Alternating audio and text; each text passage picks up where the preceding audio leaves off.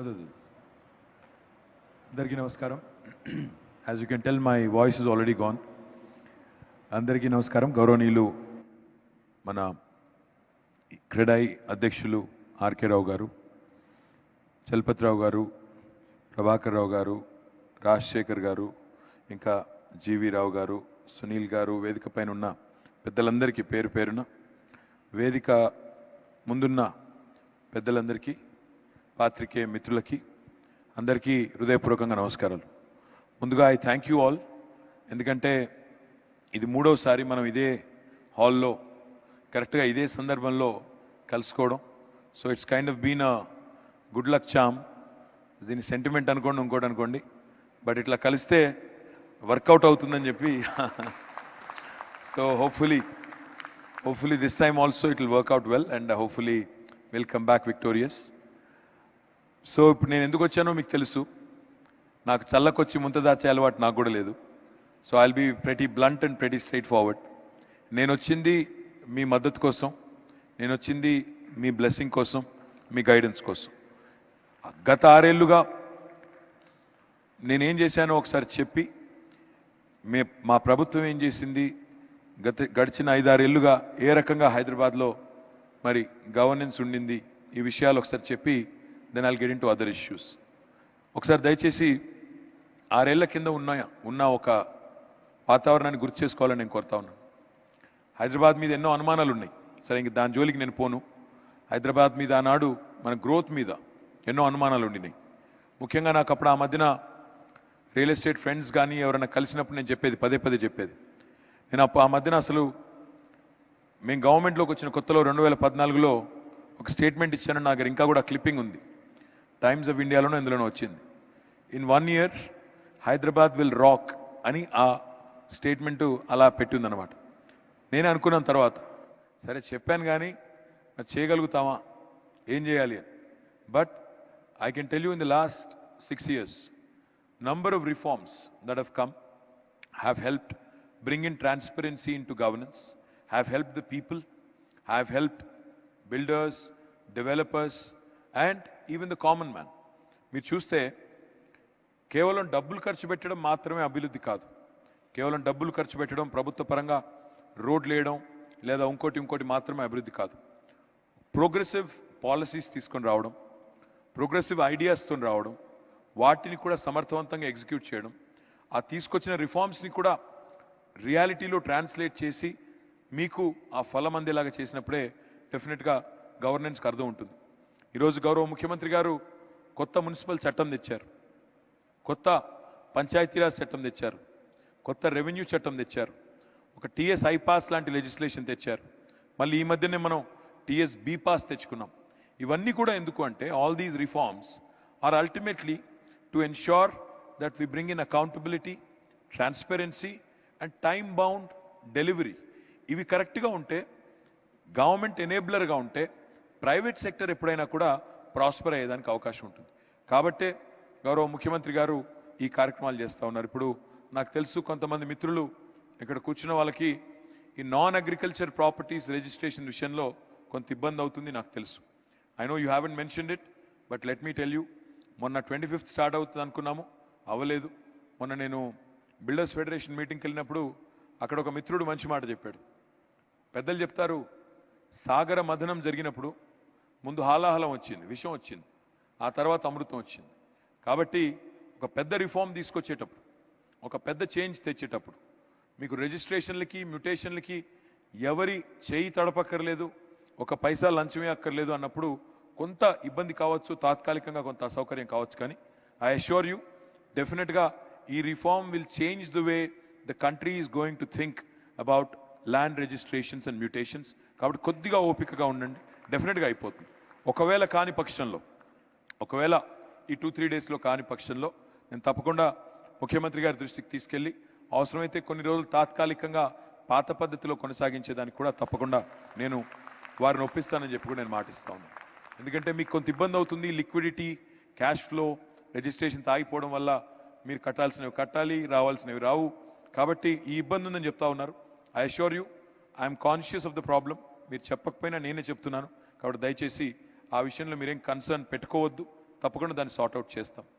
కానీ దానివల్ల అల్టిమేట్ మేము ఊహిస్తున్నది ఏంటి అంటే, అల్టిమేట్గా ఈ ధరణి ద్వారా ఏం చేయదలుచుకుంది గవర్నమెంట్ అంటే, కేవలం రిజిస్ట్రేషన్స్ ప్రక్రియలో ట్రాన్స్పరెన్సీ మాత్రమే కాదు. Ultimately our objective is larger.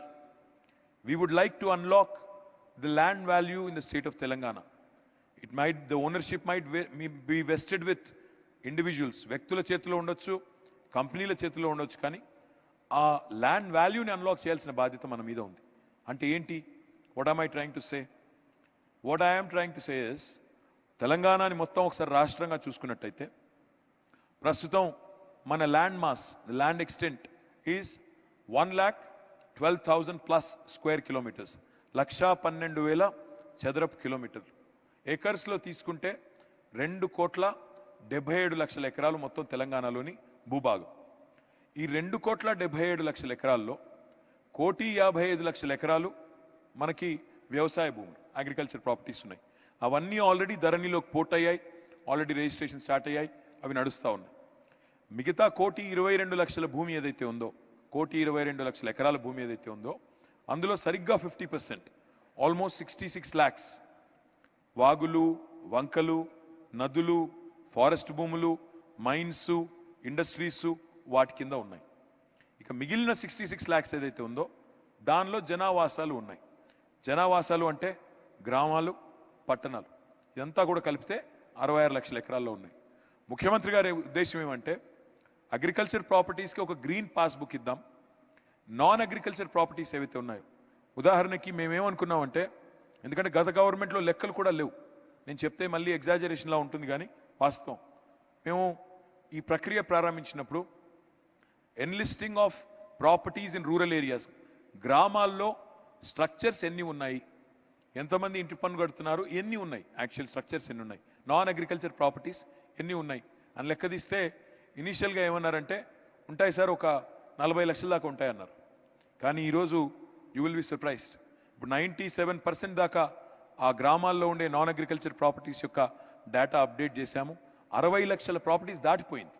అంటే మా దగ్గర ఉన్న సమాచారానికి క్షేత్రస్థాయిలో ఉన్న పరిస్థితికి ఎంత తేడా ఉందో దాన్ని బట్టే చెప్పొచ్చు. ఇది ఎందుకు చెప్తా ఉన్నానంటే, ఇప్పుడు గ్రామంలో ఇప్పుడు ఏదైనా ఒక గ్రామంలో నాకు ఇల్లు ఉందనుకోండి, ఈరోజు నాన్ అగ్రికల్చర్ ప్రాపర్టీ కింద ధరణిలో రికార్డ్ చేయించిన తర్వాత నాకు ఒక మెరూన్ కలర్ పాస్బుక్ వస్తుంది. దానివల్ల ఏమవుతుంది, ఇదివరకు అసలు గ్రామీణ ప్రాంతాల్లో ఇల్లు ఉంటే దానికి ఏ పేపరు లేదు. ఆ గ్రామ కంఠం పరిధిలో మీకు ఇల్లు ఉందనేది అందరికీ గ్రామంలో తెలుసు కాబట్టి, పక్క వాళ్ళు మీరు అంతా ఎప్పటి నుంచో కలిసి ఉంటున్నారు కాబట్టి గొడవలు లేవు. కానీ మీకంటూ కాగితాలు కానీ, మీకంటూ ఒక ప్రాపర్టీ ఓనర్షిప్ డాక్యుమెంట్ కానీ ఏది లేదు గ్రామాల్లో. ఈరోజు తెలంగాణ ప్రభుత్వం తీసుకున్న నిర్ణయం వల్ల తెలంగాణలోని 12,751 గ్రామ పంచాయతీల్లో ఉన్న 60 లక్షల పైచిలకు ప్రాపర్టీస్ని అన్లాక్ చేయొచ్చు, ఆ వాల్యూ అన్లాక్ చేయొచ్చు. ఉదాహరణకి ఇక్కడే పక్కనే, హైదరాబాద్ పక్కనే ఇక్కడ ఏదైనా విలేజ్ ఉందనుకోండి, ఇప్పుడు మన మంచిరేవుల పక్కకు ఒక విలేజ్ ఉందనుకోండి, అక్కడ ల్యాండ్ వాల్యూ చూసింటే, normal land value, registration value చూసింటే చాలా ఎక్కువ ఉంటుంది. కానీ మీకు టైటిల్ లేదు, ఓనర్షిప్ లేదు, డాక్యుమెంట్ లేదన్నప్పుడు మీకు దానికి అసలు విలువ లేని పరిస్థితి. మీ పిల్లలకి పాస్ చేయాలన్నా, లేదా మీ బిజినెస్కి వర్కింగ్ క్యాపిటల్ కావాలి అని చెప్పి దాన్ని మార్ట్గేజ్ చేసుకుందామన్నా, లేదా మీ పిల్లలకు ఒక ఎడ్యుకేషన్ లోనో ఇంకోటో తీసుకుందామన్నా అది విలువ లేదు ఆస్తికి. కానీ ఇప్పుడు కేసీఆర్ గారు తీసుకునే ఈ నిర్ణయం వల్ల అటు అర్బన్ ప్రాపర్టీస్ కానీ, ఇటు రూరల్ ప్రాపర్టీస్ కానీ వాటి వాల్యూని అన్లాక్ చేస్తే వేల కోట్ల రూపాయల మరి ఎకానమీని మనం లెవరేజ్ చేసుకునే దానికి అవకాశం ఉంటుంది. ఇది ఒక ముఖ్యమైన సంకల్పంతో గౌరవ ముఖ్యమంత్రి గారు ఈ కార్యక్రమం చేస్తూ ఉన్నారు. కాబట్టి అల్టిమేట్ గోల్ అది.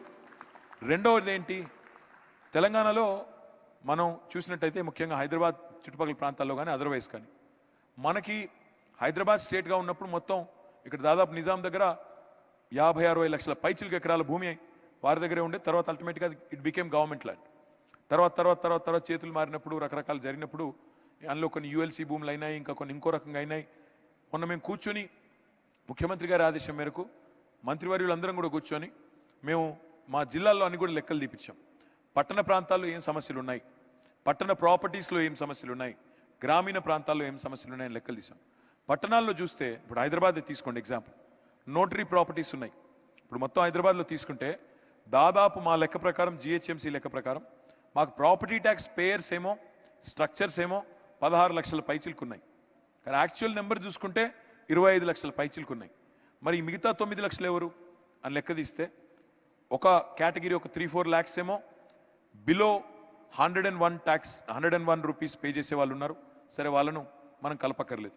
మిగతా వాళ్ళు ఎవరు అని తీస్తే కొన్ని ఇండ్లు FTLలో ఉన్నాయి, కొన్ని ఇండ్లు ఇండస్ట్రియల్ జోన్లో ఉన్నాయి, కొన్ని నోటరైజ్ ప్రాపర్టీస్ ఉన్నాయి, కొన్ని వక్ఫ్ ప్రాపర్టీస్లో ఉన్నాయి, కొన్ని ULC భూముల్లో ఉన్నాయి, కొన్ని ఎండోమెంట్స్లో ఉన్నాయి. ఇట్లా రకరకాల పరిస్థితుల్లో 4-5 లక్షల ప్రాపర్టీస్ హైదరాబాద్లోనే ఉన్నాయి.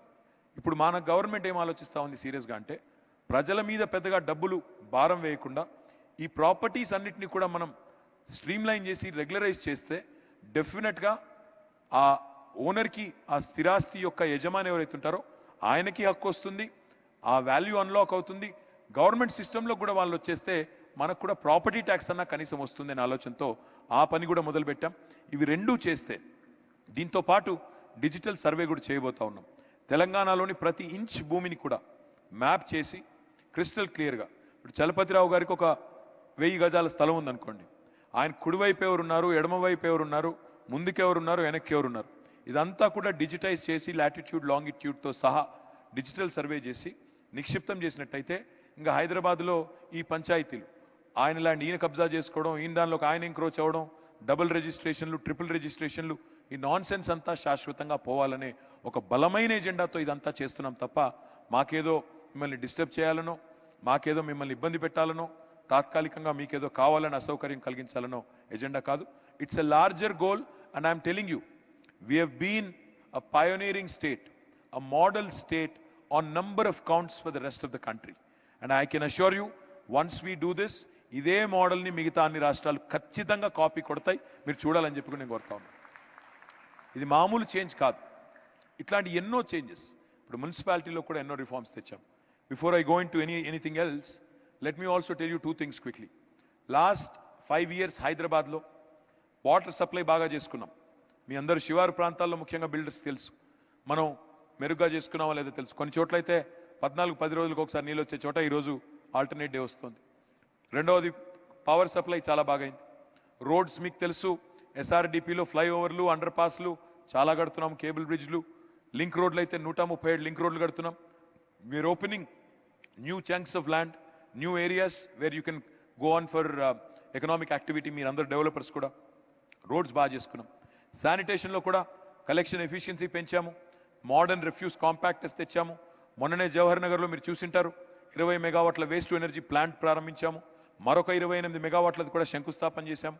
ఇంకొక 2 డంప్ యార్డ్స్ పెడుతున్నాము, ఒకటి ప్యారే నగర్లో, ఇంకోటి లకడారంలో, ఒక జవహర్ నగర్కే మొత్తం పరిమితం అయిపోకుండా అక్కడ డంప్ యార్డ్ని కూడా క్యాపింగ్ చేశాము. సో శానిటేషన్లో కూడా కొంతమేరకు పురోగతి ఉంది.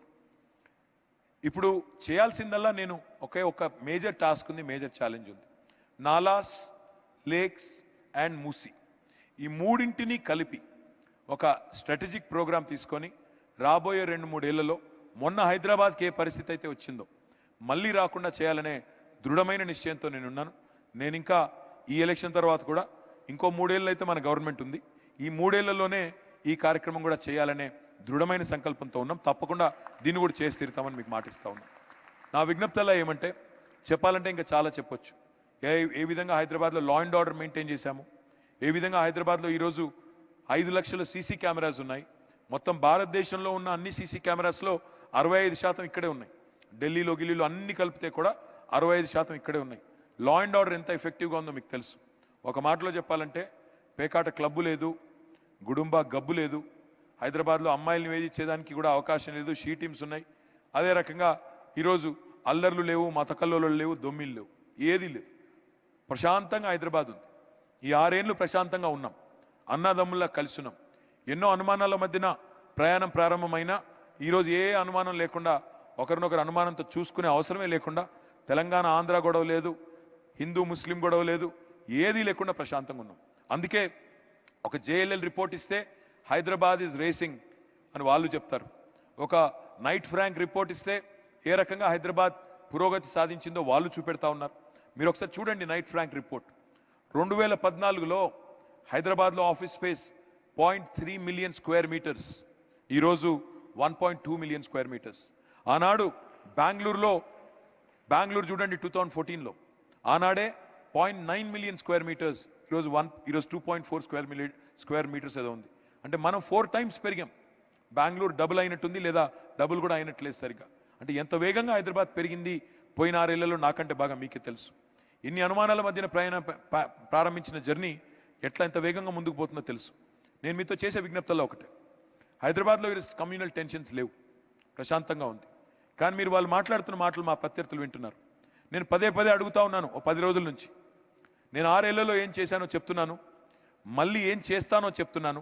మీరు కూడా మీ డెవలప్మెంట్ ఎజెండా చెప్పండి అని చెప్తున్నాను. వాళ్ళు చెప్పట్లేదు. చెప్పకపోగా ఇంకా చాలా చాలా విచిత్రమైన మాటలు మాట్లాడుతున్నారు. ఒక ఆయనేమో ఎన్టీఆర్ సమాధిని, పివి నరసింహారావు సమాధిని ఎత్తేయాలని ఒక ఆయన మాట్లాడతాడు. ఇంకొక ఆయనేమో సర్జికల్ స్ట్రైక్లు అంటాడు. ఆలోచించండి దయచేసి.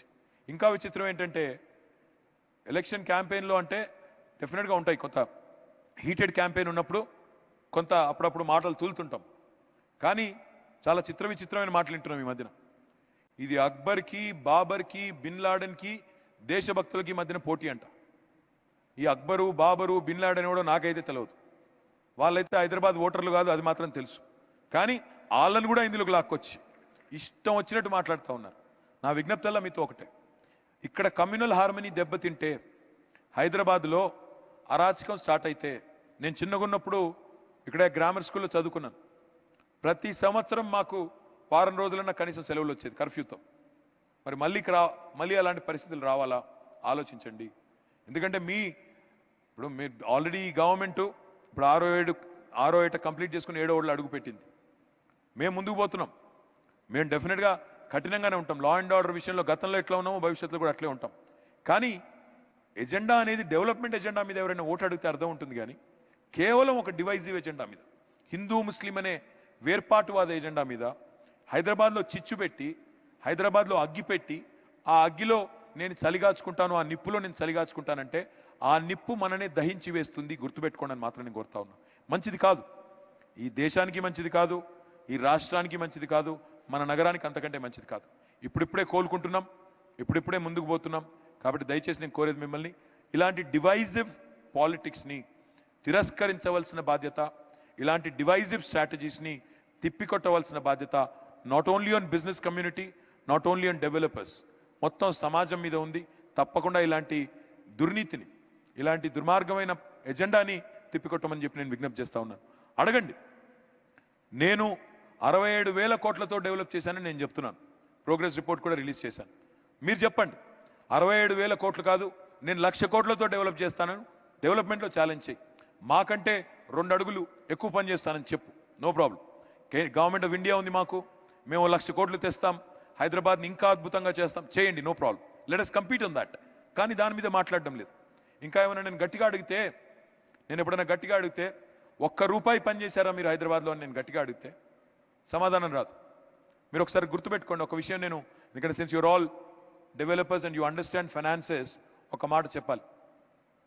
గడిచిన 6 ఏళ్లుగా మనం తెలంగాణ రాష్ట్రం నుండి, తెలంగాణ ప్రజలు కేంద్రానికి పన్నుల రూపంలో కట్టింది, ట్యాక్సెస్ రూపంలో కట్టింది 2.72 lakh crores, 2,72,000 కోట్ల రూపాయలు మనం పన్నుల రూపంలో కేంద్ర ప్రభుత్వానికి కట్టాం. మరి కేంద్రం కూడా ఫెడరల్ రిపబ్లిక్లో రాష్ట్రాలకి డెవల్యూషన్ రూపంలో, ఫైనాన్స్ కమిషన్ గ్రాంట్స్ రూపంలో డబ్బులు ఇస్తుంది, ప్రతి రాష్ట్రానికి ఇస్తుంది.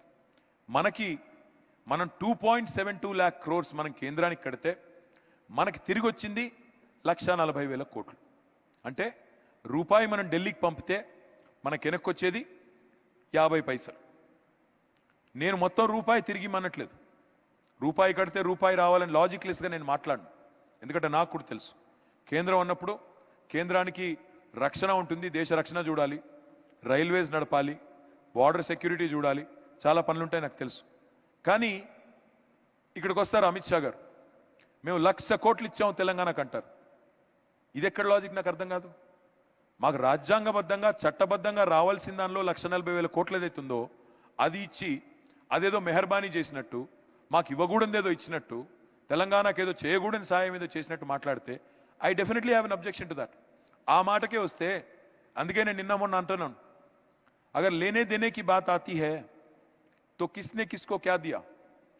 तेलंगाना ने 2,72,000 करोड़ रुपया दिल्ली को दिया, आपने वापस कितना दिया? 1,40,000। तो कौन किसको बाकी है? 1,30,000 करोड़ आज तेलंगाना का पैसा बाकी राज्यों में इस देश में लग रहा है. ఇతర రాష్ట్రాల్లో ఈ రోజు మన డబ్బులతో మన పనులతో అక్కడ అభివృద్ధి అవుతుంది. ఆ మాట దాచిపెట్టి నోటికొచ్చినట్టు మాట్లాడడం, ఆ మాట దాచిపెట్టి నోటికొచ్చినట్టు విమర్శలు చేయడం మంచిది కాదు అనే ఉద్దేశంతోనే ఈ లెక్క మీరు అర్థం చేసుకుంటారని చెప్తా ఉన్నాం. నేను మీ అందరితో చేసే విజ్ఞప్తల్లా ఒకటి, ఈరోజు ఈ ఆర్గ్యుమెంట్స్ పొలిటికల్ ఆర్గ్యుమెంట్స్ బయట నడుస్తాయి, కానీ మీరు మిమ్మల్ని కోరేది ఇండస్ట్రీ ఇక్కడ సజావుగా సాగాలి అంటే, బిజినెస్ సజావుగా నడవాలి అంటే పీస్ లేనిదే, లా అండ్ ఆర్డర్ లేనిదే ఇది సాధ్యమయ్యే పని కాదు. వాళ్ళు గెలిస్తే పీస్ చెడిపోతుందా అంటే 100% నేను చెప్తున్నాను, వాళ్ళ ఎజెండా చూడండి. తెల్లారి లేస్తే తగువ పెట్టుకోవాలి, హిందువుల మధ్యన ముస్లింల మధ్యన చిచ్చు పెట్టాలి, లేకపోతే ఆ మాట ఏందండి నాకు అర్థం కాదు. సర్జికల్ స్ట్రైక్ చేస్తాం, ఇదా మాట? ఎన్నికల్లో చెప్పే మాట. సర్జికల్ స్ట్రైక్ ఎవరి మీద చేస్తారు? సర్జికల్ స్ట్రైక్ శత్రు దేశాల మీద చేస్తారు. హైదరాబాద్ పాకిస్తాన్లో ఉందా? హైదరాబాద్ చైనాలో ఉందా? ఎక్కడ ఉన్నాం మనం? 2020లో ఈ అడ్డమైన మాటలు, ఇట్లాంటి అడ్డమైన వాదనలు ఇవి చెల్లవు, ఇది మంచిది కాదు. ఎందుకంటే రాజకీయాల్లో గెలుస్తాం, ఓడిపోతాం, అధికారంలో ఉంటాం, ప్రతిపక్షంలో ఉంటాం, కానీ ఈ నగరం శాశ్వతం, ఈ రాష్ట్రం శాశ్వతం, మన ప్రయోజనాలు అందరికి కూడా కలిసి ముడిపడి ఉన్నాయి. మనం టెంపరీగా తాత్కాలికంగా 4 ఓట్ల కోసం రెచ్చగొట్టి అగ్గిపెట్టి వెళ్ళిపోతే ఆ నిప్పు ఆర్పేవారు ఎవరు? తర్వాత ఎవరు ఆర్పాలి? అందుకే నేనేమంటా ఉన్నా అంటే, దయచేసి డెవలప్మెంట్ ఎజెండా మీద ఎవరితోనైనా ఎంతదాకైనా కొట్లాడడానికి మేము సిద్ధం, కానీ ఈ కమ్యూనల్ లైన్స్లో డివైడ్ చేసి ఒక వర్గాన్ని, ఒక మతాన్ని గుడ్డిగా ద్వేషించి వారిని టార్గెట్ చేసి భూతంలా చూపెట్టి వారినే ఫ్రేమ్లో చూపెట్టి మిగతా వాళ్ళందరినీ పోలరైజ్ చేసే టాక్టిక్స్ ఏవైతున్నాయో వీటిని బలంగా తిప్పికొట్టవలసిన బాధ్యత అందరి మీద కూడా ఉంది. Any Sen individual, any Sen Hyderabadi should reject, and I appeal, kindly reject this kind of propaganda, this kind of politics, this kind of posturing, because it does not suit our state. ఈరోజు ఒక అమెజాన్ వచ్చిందని సంబరపడుతున్నాం, ఒక యాపిల్ వచ్చిందని సంబరపడుతున్నాం, ఒక Facebook వచ్చిందని సంబరపడుతున్నాం, ఒక Google ఇక్కడ వరల్డ్లో 2వ అతిపెద్ద క్యాంపస్ పెట్టిందని సంబరపడుతున్నాం. వస్తారా వీళ్ళు? రేపు హైదరాబాద్లో కర్ఫ్యూలు ఉన్నాయంటే, హైదరాబాద్ తల్లడిల్లుతుందంటే వస్తారా వీళ్ళు? ఇంకో ఇన్వెస్టర్ వస్తాడా హైదరాబాద్కి? వద్దురా బాబు, వీళ్ళంతా పిచ్చోళ్ళు, మతం పేరు మీద కొట్టుకునే పిచ్చోళ్ళు ఇల్లు, వీళ్ళతో ఏం పెట్టుకుంటామని చెప్పి ఇంకొక ఆడికి పోతారు. మతమే మెయిన్ ఎజెండాగా పెట్టుకొని జనహితాన్ని మర్చిపోయి నోటికొచ్చినట్టు మాట్లాడతాను అంటే, 4 ఓట్ల కోసం, 4 సీట్ల కోసం చిల్లరేషాలు వేస్తానంటే ఆలోచించండి. వాళ్ళు అంటున్నారు హైదరాబాద్ పేరు మారుస్తాం, we will change the name. ఏం పేరు మారిస్తే నా పేరు నేను మార్చుకొని అమితాబ్ బచ్చన్ అని పెట్టుకుంటా అయిపోతాను? అమితాబ్ బచ్చన్ భాగ్యనగరం అని పెట్టేస్తే ఏమైపోతుంది? బంగారం అయిపోద్ది తెల్లారికి?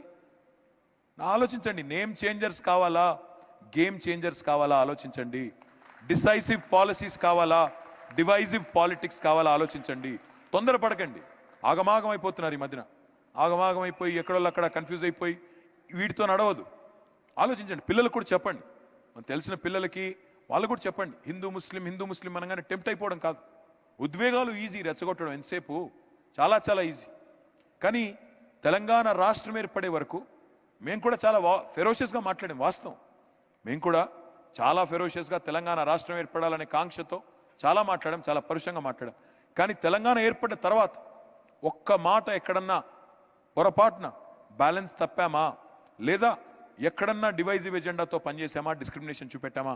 ఆలోచించండి. 6 ఏళ్ల మా ఆచరణ, 6 ఏళ్ల ఈ ప్రభుత్వ ఆచరణ మీ ముందు ఉంది. నేను అందుకే అడుగుతా ఉన్నాను, మీకు ఎలాంటి హైదరాబాద్ కావాలి? ఆలోచించుకోండి. అభివృద్ధితో కూడిన, ప్రగతితో కూడిన హైదరాబాద్ కావాలా, లేదా అరాచకంతో, కర్ఫ్యూలతో నిండిన హైదరాబాద్ కావాలా? మొన్న ముఖ్యమంత్రి గారు అన్నారు, టీఎస్ బి పాస్ కావాలా, కర్ఫ్యూ పాస్ కావాలా తెలుసుకోండి అని చెప్పారు. ఇంకా ఆ తర్వాత మీ ఇష్టం. నేనేమన్నా అంటే, ఇంతకంటే ఎక్కువ నేను చెప్తే కూడా బాగోదు, ఇంకా భయపెట్టినాడు అనుకుంటారేమో. భయపెట్టడానికి చెప్పట్లేదు, మీకున్న వాస్తవాలు మీ ముందు పెడుతున్నాను. నా రిక్వెస్ట్ అలా మీతో, ఇది ఒక చిన్న ఎలక్షనే కావచ్చు, కానీ 10-12 మంది కేంద్ర మంత్రులు, ఒక పక్క రాష్ట్రం ముఖ్యమంత్రి, పక్క రాష్ట్రం కూడా కాదు, చాలా దూరం ఉత్తరప్రదేశ్ నుంచి వస్తున్నాడు ఆయన వస్తున్నారు, ప్రధానమంత్రి గారు వస్తున్నారు, డొనాల్డ్ ట్రంప్ కూడా ఖాళీగా ఉన్నట్టున్నాడు, ఆయన కూడా వచ్చేటట్టున్నాడు. ఇంతమంది వస్తున్నారు మహానుభావులు. కాబట్టి ఇంతమంది పెద్ద పెద్దోళ్ళు వచ్చినప్పుడు మరి మాలాంటి చిన్నోళ్ళకి, చిన్న పార్టీకి మీలాంటి వాళ్ళందరూ సపోర్ట్ ఉంటేనే మేము గెలిచేది మేము ఉండేది. కాబట్టి దయచేసి మీ ఆశీర్వాదం. ఎందుకంటే వాళ్ళందరూ పెద్ద పెద్దోళ్ళు, చాలా పెద్ద పెద్దోళ్ళు, అమిత్ షా గారు, ప్రధానమంత్రి గారు, జేపీ నడ్డా గారు, ఇంకా చాలా చాలా పెద్ద పెద్ద మనుషులు వస్తున్నారు. వచ్చేటప్పుడు ఏమైనా పట్టుకొస్తారేమో అని కూడా అనుకుంటా ఉన్నాం మరి నేను. ఎందుకంటే మొన్న అడిగాం వరదలప్పుడు, అయ్యా మరి సాయం చేయండి, మాకు హైదరాబాద్కి వరదలు వచ్చినాయంటే ఇంతవరకు అయితే చేసిందేం లేదు, గుండు సున్నా. కర్ణాటకకి వరదలు వస్తే 4వ రోజు ఇచ్చారు. కర్ణాటకకి వరదలు వస్తే 4వ రోజే 670 కోట్ల రూపాయలు వెళ్ళిపోయినాయి ముఖ్యమంత్రి గారు ఉత్తరం రాయంగానే. గుజరాత్కి వరదలు వస్తే అసలు అక్కడ వరదలు వచ్చాయో లేవో కూడా నాకు తెలియదు, కానీ అక్కడ 500 కోట్లు అక్కడ ఇచ్చారు. మనకు వచ్చి ఇప్పటికి 8 వారాలైంది. ముఖ్యమంత్రి గారు ఉత్తరం రాశారు, అయ్యా మాకు సాయం చేయండి అని. ఉలుకు లేదు, పలుకు లేదు, ఇప్పటివరకు కనీస స్పందన లేదు. అప్పుడు ఎవ్వరూ కనబడలేదు. అప్పుడు అందరూ ముఖం చాటేశారు కేంద్ర మంత్రులు. ఇప్పుడు మాత్రం తండోపతండాలుగా గుంపులు గుంపులుగా వస్తున్నారు. నో ప్రాబ్లం, హైదరాబాద్ ఆతిథ్యం చూపెడదాం, ఇరానీ ఛాయ్ తాగమందాం, హైదరాబాదీ బిర్యానీ తినమందాం, రాంగనో పొంగనో కేబుల్ బ్రిడ్జ్ చూసి తర్వాత ఫ్లైట్ ఎక్కిపోతే పర్వాలేదు. కానీ ఇక్కడికి వచ్చి మేము ఇచ్చేవాళ్ళం మీరు తీసుకునేటోళ్ళు అంటే నేను కూడా లెక్కలు చెప్పాల్సి వస్తుంది. మేము ఇచ్చేవాళ్ళం మీరు తీసుకునేవాళ్ళు కాదు, మాకే మీరు బాకీ ఉన్నారు గుర్తుపెట్టుకోండి అని వాళ్ళకి యాద్ చేయాల్సిన పని బాధ్యత మన మీద ఉంది, నా మీద ఉంది. కాబట్టి నేను మిమ్మల్ని అందరినీ కోరేది, దయచేసి ఒక ప్రోగ్రెసివ్ ఎజెండాతో, ఒక పాజిటివ్ అవుట్లుక్తో, ఒక ఫ్యూచర్ ఓరియంటేషన్తో హైదరాబాద్ నగరానికి 2050 వరకు తాగునీటి సమస్య లేకుండా రూపకల్పన చేసిన కేసీఆర్ గారు కావాలా, లేకపోతే మనం నీళ్లలో మునిగున్నప్పుడు నయా పైసా సహాయం చేయని వాళ్ళు కావాలా? ఆలోచించి విచారించి కూర్చుని నేను చెప్పిన దానిలో ఏమైనా తప్పుంటే మీరు ఇంటికి వెళ్ళిన తర్వాత మీ ఫ్యామిలీతో మాట్లాడండి, మీ ఫ్రెండ్స్తో మాట్లాడండి. నేను స్పష్టంగా అక్యూజ్ చేస్తా ఉన్నా, 6 ఏళ్లలో కేంద్ర ప్రభుత్వం ఒక్క పైసా పని కూడా ఇక్కడ చేయలేదు అని నేను స్పష్టంగా నిందారోపణ చేస్తా ఉన్నాను, ఒక అభియోగం మోపుతా ఉన్నాను. నేను చెప్పింది తప్పైతే మీరు ఇంటికి వెళ్ళి కూర్చోండి, ఆలోచించండి, ఏం చేశారు వీళ్ళని ఆలోచించండి, నిజంగా ఏమైనా ఇచ్చారో ఆలోచించండి. మననే కాదు, పక్కన ఆంధ్రప్రదేశ్ని కూడా చీట్ చేసింది వీళ్ళు. మీకు ఒక చిన్న ఎగ్జాంపుల్ లాస్ట్ టైం చెప్పినట్టున్నాను, మళ్ళీ ఒకసారి చెప్తాను. అమరావతి ఓపెనింగ్కి పిలిస్తే చంద్రబాబు నాయుడు గారు అప్పుడు పిలిస్తే కేసీఆర్ గారు కూడా పోయారు. పోయిన తర్వాత మా క్యాబినెట్లో చెప్పారు కేసీఆర్ గారు, ఒక 100 కోట్లు అనౌన్స్ చేద్దాం అనుకుంటున్నాను నేను మన రాష్ట్రం నుంచి. చేయండి సార్ బాగానే ఉంటుందని మేము చెప్పినాం. పోయి అక్కడ స్టేజ్ మీద కూర్చున్నారు. కూర్చున్న తర్వాత ప్రైమ్ మినిస్టర్ ఉన్నారు, వెంకయ్య నాయుడు గారు ఉన్నారు, తర్వాత నరసింహన్ గారు అప్పుడు గవర్నరు, చంద్రబాబు నాయుడు గారు, ఇంకా ఎవరో ఉన్నారు, కేసీఆర్ గారు ఉన్నారు.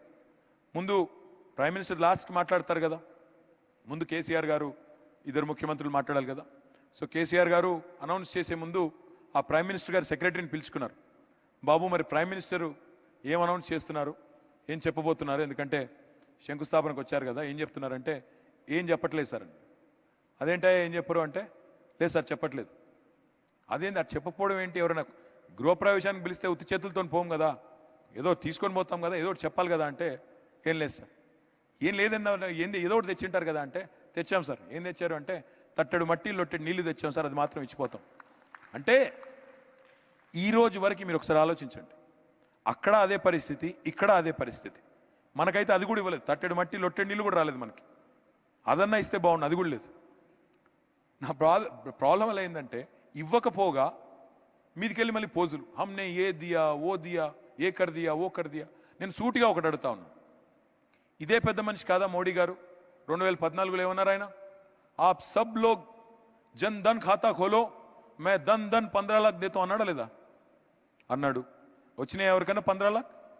నాకు తెలిసి ఒక్క మనిషి ఇంతవరకు భారతదేశంలో లేడు, ఈ రోజు వరకు ఎవరు లేరు. ఇంకొక మాట, మొన్న కరోనా టైంలో అన్నారు 20 లక్షల కోట్ల ప్యాకేజ్ అన్నారు, 20 లక్షల కోట్ల ప్యాకేజ్. నేను ఈ సిన్సియర్గా అడుగుతున్నా, నాకు తెలియక అడుగుతున్నా, ఈ 20 లక్షల కోట్ల ప్యాకేజ్తో బాగుపడ్డ వాళ్ళు ఈ రూమ్లో ఎవరన్నా ఉన్నారా? ఉంటే చేయలేపండి బ్రదర్, ఒక్కరూ లేరా? మరి ఎక్కడ పోయినా 20 లక్షల కోట్లు? అంటే మాటలేమో కోటలు దాటుతాయి. మళ్ళీ అమిత్ షా గారిని ఒక ప్రెస్ ఆయన అడిగాడు, సార్ 15 లక్షలు వేస్తా అన్నారు కదా సార్, ఏమైంది అన్నారు. ఓతో జుమ్లా థా, ఊరికే సామెతకి చెప్పాం, ఊరికే టైంపాస్ చెప్పాం, చెవిలో పువ్వు పెట్టాం. ఇప్పుడు మళ్ళీ 20 లక్షల కోట్లు, అది కూడా జుమ్లా. ఇప్పుడు చాలా చెప్తున్నారు, మెట్రో ఫ్రీ, బస్సు ఫ్రీ, విమానం ఫ్రీ, కారు పోతే కారు ఫ్రీ, బండి పోతే బండి ఫ్రీ, ఇల్లు పోతే ఇల్లు ఫ్రీ, నోటికి వచ్చినట్టు చెప్తున్నారు. చూడండి రోజు మీరు, ఇప్పుడు ఈ వారం రోజులు, ఇంకా వారం రోజులు లేదండి క్యాంపెయిన్, ఇంకో 2 డేసే ఉంది. ఈ 2 డేస్ సీరియళ్ళు సినిమాలు చూడడం బంద్ చేసి వాళ్ళ ఉపన్యాసాలేనండి చాలా ఎంటర్టైనింగ్ ఉన్నాయి. కాదంటే వాట్సాప్ ఫార్వర్డ్ చూడండి, చాలా చాలా ఎంటర్టైనింగ్ ఉన్నాయి. నేనేమంటున్నా అంటే నోటికొచ్చినట్టు ఎంత వస్తే అంత వాగ్దానాలు, ఎంత నోటికి ఎంత వస్తే అంత చెప్తున్నారు. నా రిక్వెస్ట్ అలా మీతో ఏంటంటే don't get carried away by propaganda. Hindu Muslim feeling, మతం ఫీలింగులు అన్నం పెట్టవు, ఉద్యోగాలు రావు. దాంతో పెట్టుబడులు రావాలి అంటే స్థిరంగా ఉండాలి. పెట్టుబడులు రావాలి అంటే శాంతి భద్రతలు పటిష్టంగా ఉండాలి. పెట్టుబడులు రావాలి అంటే దమ్మున్న లీడర్షిప్ ఉండాలి తప్ప మాటి మాటికి దుమ్ము లేపే లీడర్షిప్ కాదు, మాటి మాటికి మతాల మధ్యన చిచ్చుపెట్టే లీడర్షిప్ కాదు. అందుకే please choose decisive policies, decisive leader KCR గారు ఓవర్ డివైజివ్ పాలిటిక్స్.